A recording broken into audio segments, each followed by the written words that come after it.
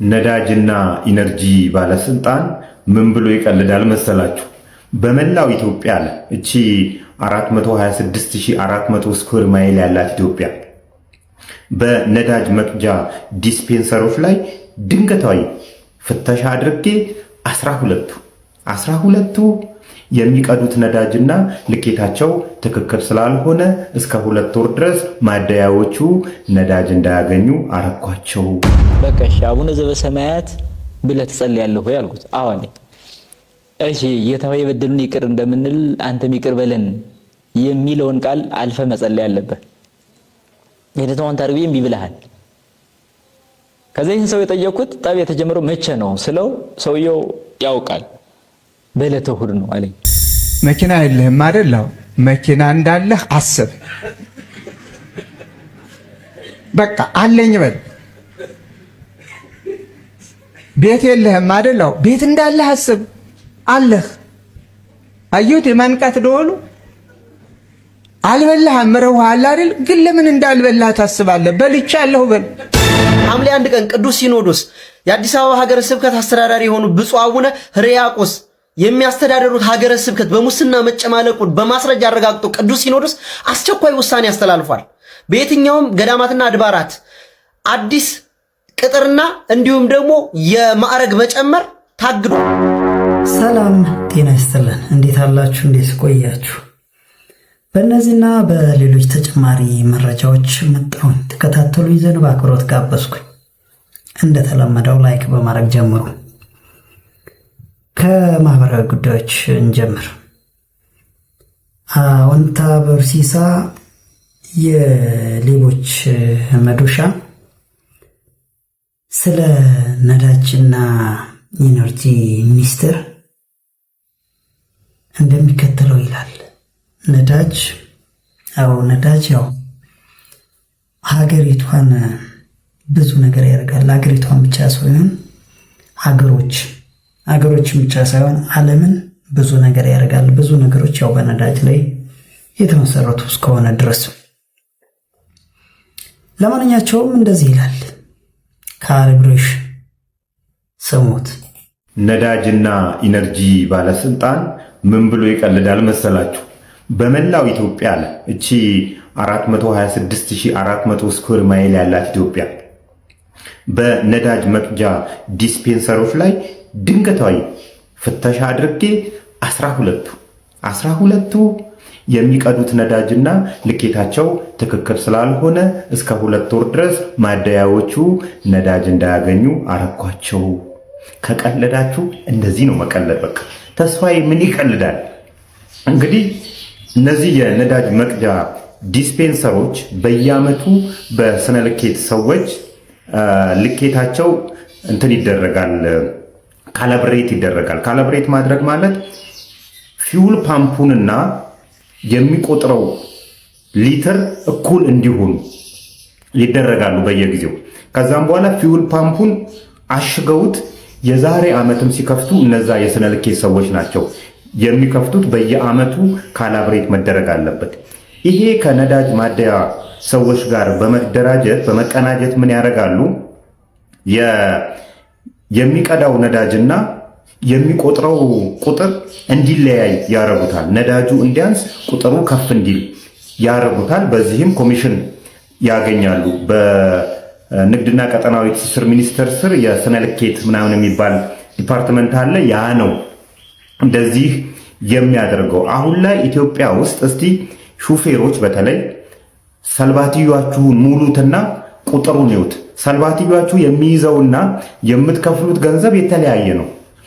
12 አይደለም 12 ንጹዎችን ማግኘት ይከብዳል። እንኳን አይደለም 12 ብቻማ ካሉ እኮ በቃ ሀገሪቷ ሰላም ነች ማለት ነው። ሌባ ጠፍቷል እንዴ! እኛም መልፋት የለብንም። 12 አረ ተስፋዬን አለን።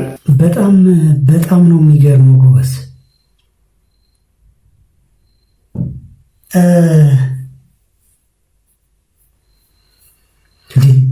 ከባድ ነው። እግዚአብሔር ይሁንሽ፣ አንቺ ሀገር እግዚአብሔር ይሁንሽ ነው እንግዲህ። ሌላ ምንም አይባልም። ይሄ ከባድ ነው። ከባድ እህታችን ይህንን ጥያቄ ጠየቀች። ቤተ ክርስቲያን ለምንድን ነው የጥቃት ኢላማ የሆነችው? ለቤተ ክርስቲያን መፍትሄ ለማምጣት መጀመሪያ ለምን የጥቃት ኢላማ ሆነች ችግሯን ማወቅ ይገባል አይደል? እስኪ ኮሜንት ላይ መልሱልኝ። ለምንድን ነው? መረዳታችሁን በኮሜንት አስቀምጡት። እኔ አንድ ጥያቄ ልጠይቅ፣ ምናልባት ለዚህ መልስ ይሆናል ብዬ የማስበው። አይሁዶች ጌታን ለምን ሰቀሉት? ቀላል ነገር ነው። ጌታ ምንም አይነት ኃጢአት አልሰራም፣ ምንም አይነት ክፉ ነገር አላደረገም። አይሁዶች ለምን ሰቀሉት ነው ጥያቄው። ለእውነተኛ ነገር እቺ ዓለም ቦታ የላትም።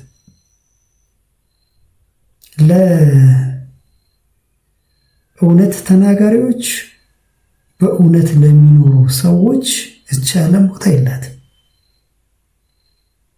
እንደዛ ብዬ ማማን እንዳሴት በቃ ይህ የሚመለስ ይመስለኛል። እኔ ባጭሩ ነው። ለማንኛቸውም ያው ሰፋ ዘርዘር ያለ ማስረጃ ሊኖረው ይችላል ነው። እስቲ ወደዚህ መምህር እንግባ። ያው አንጠር ባለ መልኩ ነው ያቀረቡትና ስለ ጸሎታችን የመጨረሻ ፍጻሜው መግቢያው ላይ እንዳያችሁት ስለ ጸሎታችን አቡነ ዘበሰማያት ብለን የምንጸልየው ጸሎት እንግዲህ እኛም የበደሉንን ይቅር እንደምንል ይላል። ስለዛችን አስተምሮቱ ግን እንዴት እንዳስተማሩት ደግሞ እኔ ከህይወታቸው ልምድ ጋር እያይዘው እንከታተለው። በገጠር እንደው በዚህ ማስታረቅ ስራ ላይ ደስ ነው የሚለኝ እና እኔ ሳልወለድ የተጣሉ ሰዎች ነበሩ። አንዱ አባቴ ነው፣ አንዱ ደግሞ ጎረቤት ነው። እኔ ሳልወለድ ነው የተጣሉት። ከተወለድን በኋላ የምናውቀው ተጣልተው ነው እንጂ ከዛ በኋላ በሆነ ነገር ተጣሉ የሚባል አይደለም። ተጣልተው የሚኖሩበት ራሱ ይሄ ነው የሚባል ግን አይደለም እና ይኖራሉ። እና እኔ እያደኩ መጣሁና አንድ ስራ ለሰራ ሰው እስኪ እነዚህ ሁለቱን ላስታርቅ። በጣም ገረም የሚያደርገው ደግሞ በመካከል ላይ ብዙ ሽማግሌዎች ተነስተው መልሰው አባብሰዋቸው ነው የሚተው እንጂ ማስታረቅ አይችሉም። ሁለቱም ጋጠ ወጥ አይነት እየሆኑ ማለት ነው እና ይቸገራሉ። በቃ እስኪ ብዬ አባቴን ሳማክረው ከሱ ጋር በል እንዳትሞክር እንዳታስብ። ከዛ ደግሞ ያኛውንም ሳማክረው ከሱ ጋር በል በቃ ሁለቱም ጽንፍ የያዙ ማለት ነው እና በጣም ከፋኝ። እንዴት ነው ማደርገው? መተው የለብኝም። እሺ በቃ እሱ ከኔ ጋር ይሆን እግዚአብሔር፣ ከዛ ወላ አደርገዋለሁ። በቃ መሆን አለበት ብዬ ወሰንኩና በቃ አንደኛውም ይሄን አክብዶ ሲነግር ግን እኔ ሄጄ አይ ይሄ ነው በቃ እሱ ለመታረቅ እኮ ፈቃደኛ ነው፣ አንተም ለመታረቅ ፈቃደኛ ሁን እያልኩ ሁለቱንም በዚህ አግባባውና ሆኖም ግን አባቴን ካሳመንኩ በኋላ ከሱ ቤት ሲሄድ ጭራሽ ሲለኝ ያ ደግሞ የተማረ ነው ያኛው። በቃ እዚህ ጋር ለማስታረቅ ትልቅ ምክንያት የሆነች ይቺ አቡነ ዘበሰማያት ናት። በቃ እሺ አቡነ ዘበሰማያት ብለህ ትጸልያለህ ወይ አልኩት። አዎ አለኝ። እሺ ጌታዬ የበደሉን ይቅር እንደምንል አንተም ይቅር በለን የሚለውን ቃል አልፈ መጸለይ አለበት። የደተማን ታርቢዬ እምቢ ብለሃል። ከዚህ ሰው የጠየኩት ጠብ የተጀመረው መቼ ነው ስለው ሰውየው ያውቃል፣ በዕለተ እሑድ ነው አለኝ። እሺ በዕለተ እሑድ ከሆነ ጠብ የተጀመረው እርቅ ሊፈጸም ሲባል አልታረቅም ብሎ የቀረውስ ማን ነው አልኩት። ዲያብሎስ ነው አለኝ። በቃ ራሱ መለሰ እኮ አሁን እኔ ሌላ ምንም አያስፈልግም። ስለዚህ አሁን አልታረቅም የምትል አንተ ማነህ እንበልህ። ከዛ በኋላ ነገሩ ሁሉ ቀየረና አይ አንተ የኛ የልጅ ልትሆን እንደው በጣም ህፃን ስትሆን ይሄን ስታስብ እኛ ትልቆቹ አብደን ልንኖር በቃ አሁን ነው ታረቃለሁ ብሎኛል። እና እቺ አቡነ ዘበሰማያት ውስጥ ያለችው ቃል በትክክል ለሚያስብ ሰው አታስተላልፍም። በቃ የበደሉን ይቅር እንደምንል ማለት አይቻልም። በቃ ጸሎትን የምትጸልዩ ሰዎች እኔ ጸልያለሁ አይደለም ነው የምትጸልዩ ሰዎች በተለይ ጎበዝ የሆናችሁ የሆነ ለጸሎት ዝግጁ ልቦና አእምሮ ብቻ የተጋችሁ እንግዲህ ያው እንደሚባለው እንደ መርሁ ከሆነ በሰቂለ ልቦና ነው የሚባለው በግዙ በደንብ ባላቀውም ከውስጥ ከልብ ከውስጥ እጅግ በጣም የሆነ ምንድነው የተመሰጠ ልብ ያላችሁ ለጸሎት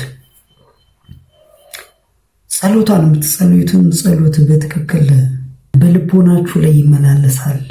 የምትጸልዩት ጸሎት እኔን አይደለም እያልኩ ያለሁት፣ እኔ ያልጸልይም ያው ማለት በሚጸልዩት ግን እቀናለሁ።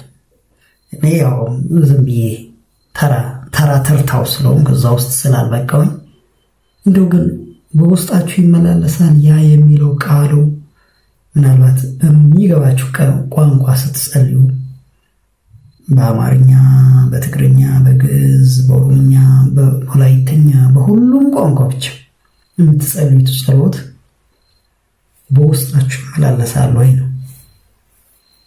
እንደዛ ከሆነ እሰየው ይመስለኛል። እኔ እንደዛ ነው ይመስለኝ። እንግዲህ ምናልባት እኔ መሰለኝ ነው እንደዛ ቢሆን እሰየው ነው። ወደ አባታችን ብፁዕ አቡነ አብርሃም ደግሞ ስለ አነቃቂ ንግግር እንደዚህ ይላሉ። አነቃቂ ንግግሮች ያው እንግዲህ በአሁኑ ሰዓት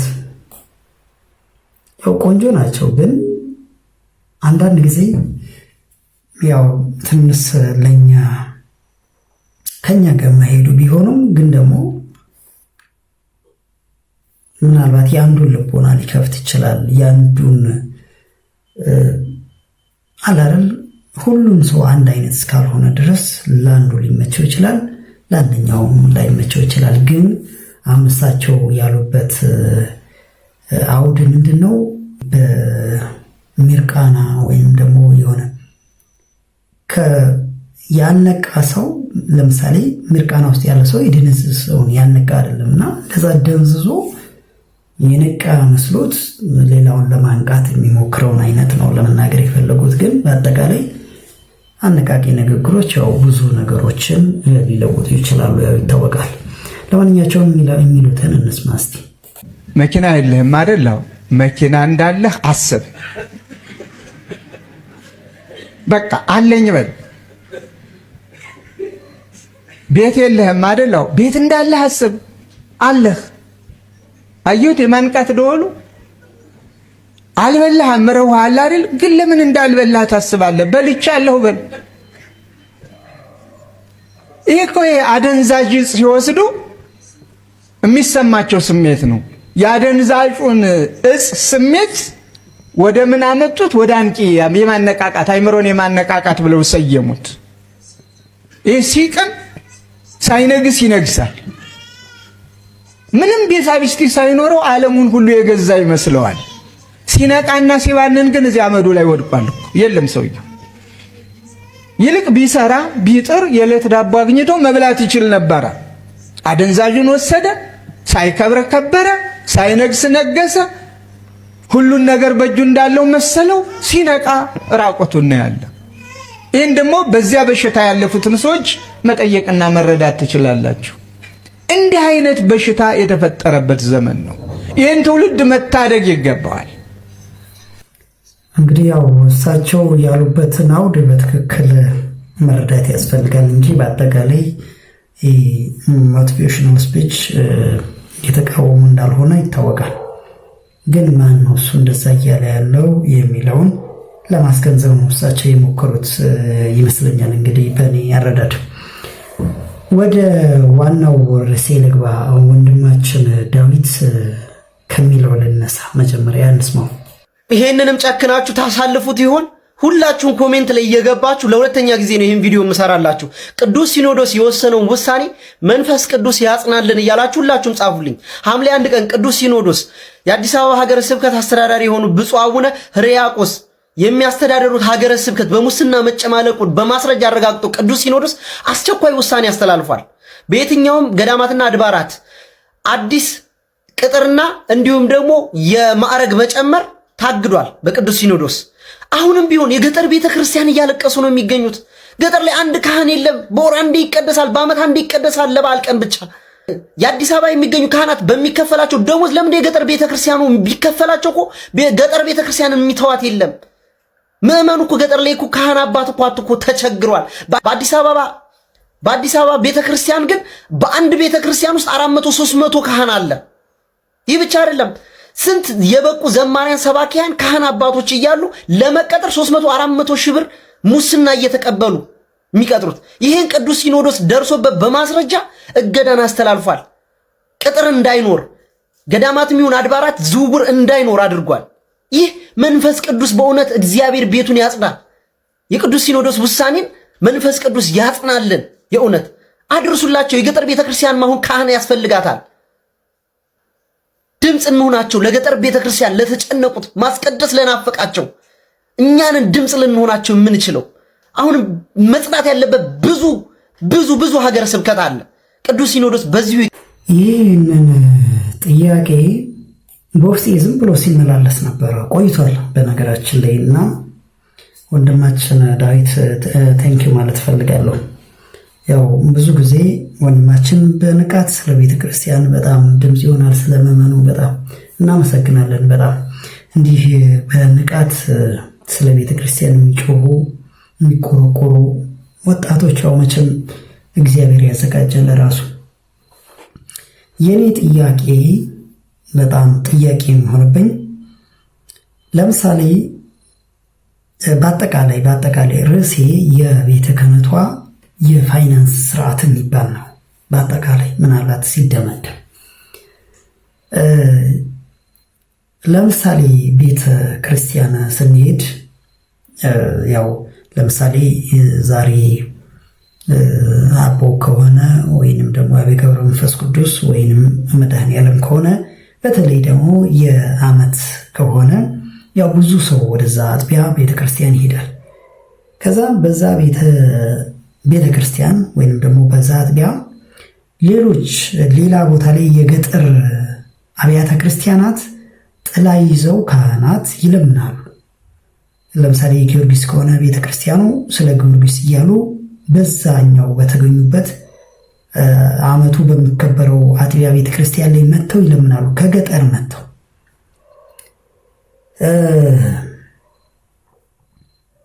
አንደኛው ቤተክርስቲያን ለምሳሌ በተለይ ከተማ ላይ ያለ ከሆነ ደግሞ በጣም ብዙ አገልጋዮች አሉት፣ ካህናት፣ ዲያቆናት ብዙ ያው በተዋረድ ብዙ የሆነ እዛ ውስጥ የሚያገለግሉ አሉ። ምናልባት ያ ቤተክርስቲያን ህንፃ ሊኖረው ይችላል። የከተማውን ሙላችሁና ያንን ያከራያል። ብዙ ነገሮች አሉ። ያው ገቢ ያለው ገጠር ውስጥ ምናልባት ገዳማት ሊሆኑ ይችላሉ። ያው ወይ ቤተክርስቲያኑ እየፈረሰ ነው። ያው ብዙ ጊዜ የምናየው የፈራረሱ ቤተክርስቲያኖች ስለ አንድ ቅዱስ ይጠራና ወይ የሆነ የሚካኤል ቤተክርስቲያን ከሆነ ስለ ሚካኤል ይባላል፣ ወይ የገብርኤል ከሆነ ስለ ገብርኤል ተብሎ ያ ቤተክርስቲያን በመመኑ ወይም ደግሞ አንድ ሶሻል ሚዲያ ላይ የሚሰራ ሰው ይመጣና እናስተራው ብሎ መመኑን ያው ያስተባብራል፣ ይሰራል። እና ጥያቄ ትክክል አይደለም። አሁን ስለ ፋይናንስ ስርዓቱ ብዬ ብነሳ ስለ ቤተክርስቲያኗ ወይንም ደግሞ ስለ ቤተ ክህነቱ በአጠቃላይ ምናልባት እንዲቀልል ባለ ቶን መናገር አልነበረብኝም። መናገር ስለማልችል ነው እንዲህ ጮክ እያልኩ እንደ ሌሎቹ ስለ ከተማ ውስጥ ስላሉ አብያተ ክርስቲያናት እና ገጠር ውስጥ እየሆነ ያለውን ነገር የፋይናንስ ስርዓቷ ከምን አንፃር ነው መታየት ያለበት? እቺ ተቋም አይደለችም። እቺ ቤተ ክህነት ወይንም ደግሞ ኦርቶዶክስ የምትባለው ተቋም አይደለችም። ስርዓት የላትም። በቃ እንደፈለገውን ሁሉ የሚፈነጨው አንድ ቤተክርስቲያን እዝጋ አቋቁሞ አንድ ሰው ከዛን በዛ ገቢ ቤተክርስቲያን ውስጥ የሚገባውን ገቢ ራሱ እንደፈለገው ነው ማድረግ ያለበት። የፋይናንስ ስርዓት ይኖረው ዘንድ አይገባም ወይ ነው ትልቁ ጥያቄ። ፋይናንስ ስርዓቱ የመጀመሪያው ጥያቄ ይሄ ነው። ከላይ ጀምሮ እስከ ታች ድረስ ገጠር ውስጥ ስላሉ ስትራክቸር የለውም። በዛ መሰረት በጀት አይበጀትለትም ነው የግድ በቃ እንዴት ነው እሱ ጎበዝ? ወይ ምናልባትም የምዕመናን ቁጥር ላይኖር ያው አነስ ያለ ከፍ ያለ ሊኖር ይችላል። አንድ አጥቢያ ቤተክርስቲያን ላይ 24 ሰዓት የሚቀደስበት አለ። 24 ሰዓት ለምሳሌ ወደ አክሱም ጽዮን ከሄድን ሁሌ ነው የሚቀደሰው። እዛ ሳይቀደስ የሚውልበት ቀን እኔ ትዝ አይለኝም። ሌሎች ምናልባት ሌላም ቦታ አዲስ አበባ ምናልባት እንደዛ የሚቀደሱ ቦታዎች ይኖራሉ። በገጠሩ ደግሞ በጣም ሩቅ ቦታ ትንሽ ምዕመናን ያላቸው ምናልባት በወርም በሳምንትም በየሳምንቱም ሊሆን ይችላል። ግን እንደየ አገልግሎታቸው መጠን የሚያስፈልጋቸው በጀት አለ። ያንን ቤተ ክህነቷ መበጀት አትችልም። በስትራክቸር መስራት አይቻልም ወይ ነው የኔ አሁን ትልቁ ጥያቄ። ምናልባት እኔ መጠየቅ አልችል ይሆናል፣ ግን በቃ ጠይቃለሁ። እንደ አንድ ተራ ምዕመን እጠይቃለሁ። ይሄ ነገር እንዴት ነው እሱ መሆን ያለበት? አንድ ከተማ ላይ ያለ ቤተክርስቲያን፣ አጥቢያ ቤተክርስቲያን በጣም ሀብታም ሊሆን ይችላል። ብዙ ካህናቶች እዛ ታጭቀው ሊኖሩ ይችላሉ። ማት በተለይ አሁን እየሆነ ያለው ይሄ ነው። ከተማ ላይ በጣም ብዙ ተከፋይ ናቸው ካህናት። የአጥቢያ ቤተክርስቲያንም በጣም ብዙ ብር ሊኖር ይችላል ገቢ። ስለዚህ ያንን መበስበስ ሊሆን ይችላል። እንግዲህ መቼም አሁን ላይ ቤተ ክህነት ውስጥ እየተፈጸመ ያለው ነገር ይኸው ከዚህ በላይ በሙስና የተጨማለቀ ነው እየተባለ ነው የአዲስ አበባ ሀገረ ስብከት። አንደኛ ጥያቄ እሱ ነው። ሁለተኛ ጥያቄ ወደ ከተማ ካህናት፣ ዲያቆናት፣ አገልጋይ እነዚህ ምዕመናን መነኮሳት ጭምር ለምንድን ነው እሱ እንደዚህ የሚሆኑት? ወደ ከተማ የሚፈልሱት ለምንድን ነው? ግልጽ ነው። ለዚህ ለሙስና ብር ስላለ ነው። የቀሌላ አይደለም። 400-500 ሺህ ከፍሎ የሚቀጠረው የሆነ ነገር ስላለ፣ የሆነ ኖርማል ያልሆነ ነገር ስላለ። ስለዚህ ከተማ ላይ የሚከፈሉት ከካህናት ውጭ ያሉት ጳጳሳት ጭምር ለምንድን ነው እሱ የሚከፈላቸው? እጠይቃለሁ። ለምንድን ነው የሚከፈለው? ጳጳስ ለምሳሌ ለምንድን ነው 100 ሺህ በላይ የሚከፈለው? ባለፈው አስታውሳለሁ። ለምሳሌ የትግራይ ልውሰድ። 140 ሺህ ብር ደደቤት ሚዲያ ነው ያወጣው፣ እኔ አይደለሁም ያልኩት።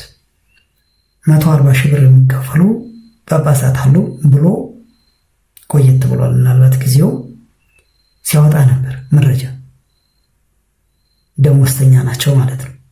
አሁን ደግሞ እዛ ትግራይ ውስጥ ይህንን ለጠይቅ መነሻ የሆነኛ ሀሳብ እዛው ትግራይ ውስጥ ለምንድን ነው ጳጳሳት ይህን ያህል ሺህ ብር የሚከፈሉት?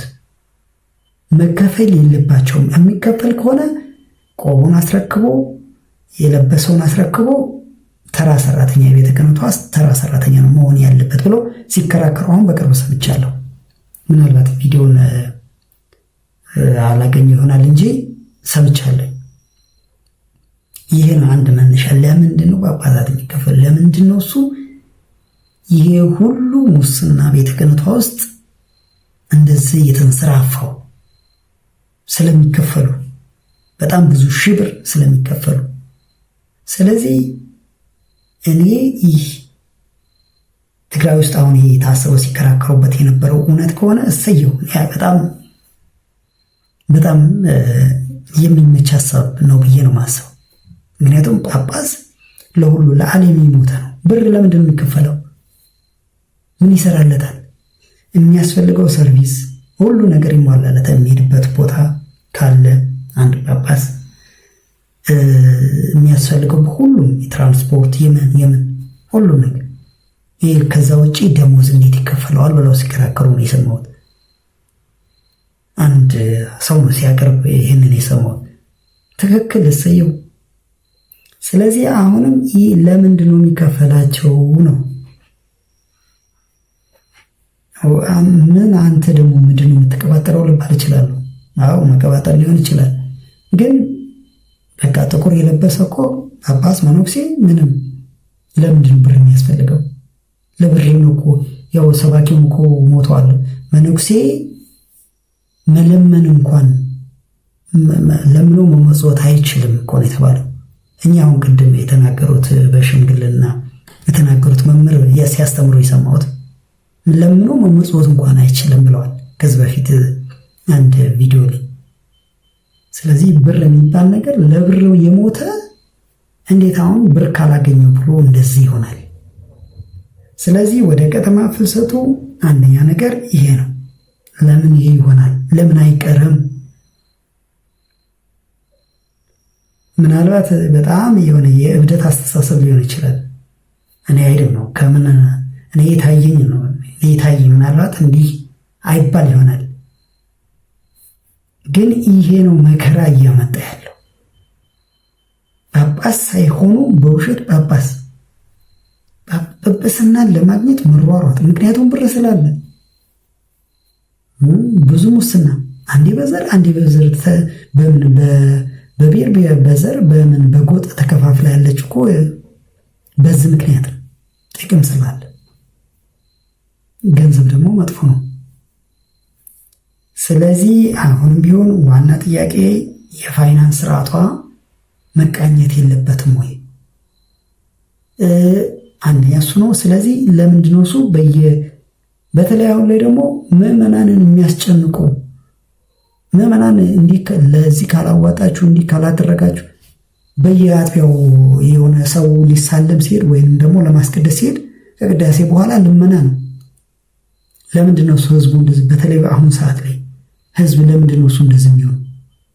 ለምን ምንድነው እሱ ለዚህ አምጣ ለዛ ለምን የሚባለው? ስለዚህ የመሆን የለበትም። ህዝብ ከተማረ ትምህርቱ የቤተ ክርስቲያን ትምህርቱ ካስተማሩት የሚያስፈልገውን የአስራት በኩራት ያዋጣል በትምህርቱ መሰረት። ይሄ ነው መሆን ያለበት እንጂ ለዚህ አምጣ ለዚህ ለምን ይባላል? ህዝቡ የሚያደርገውን የግዴታ ስለሆነ ማለት የክርስትናው ግዴታ እስከሆነ ድረስ የሚያደርገውን የሚችለውን ያደርጋል። ከዛ ውጭ ግን ማስጨነቁ ለምን አስፈለገ? የፋይናንስ ስርዓቷ ሳይቃኝም መነኮሳት ጳጳሳት ስለምንድን ነው እሱ ብር የሚከፈሉት? እነዚህ ናቸው የኔ ጥያቄ። ምናልባት እኔ ያለው ነው እንደ አንድ ተርታ በጣም ታናሽ ተራ ሰው ይሄ ግን በውስጤ ይመላለሳል። የሚመልስልኝ ካለ ሰየው የሚያብራራልኝ።